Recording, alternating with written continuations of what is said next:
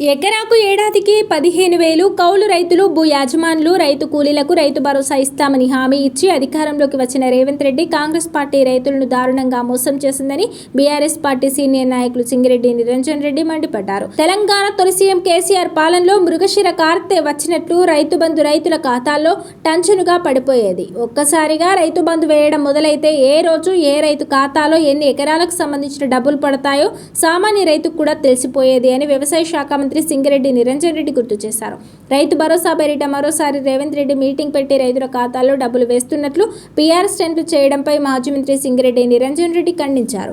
ఈ సందర్భంగా రేవంత్ రెడ్డిపై తీవ్ర ఆగ్రహం వ్యక్తం చేస్తూ ఓ ప్రకటన విడుదల చేశారు. కాంగ్రెస్ మోసాలు వివరిస్తూనే రైతులకు కేసీఆర్ ప్రభుత్వం ఏమేం చేసిందనేది వివరించారు. రైతు భరోసా అమలు విషయంలో రేవంత్ సర్కార్ పిల్లి మొగ్గలు వేస్తుంది. ఎకరాకు 15,000ను 12,000కు కుదించింది. అధికారంలోకి వచ్చిన తర్వాత 3 సార్లు రైతు భరోసా ఎగ్గొట్టారు.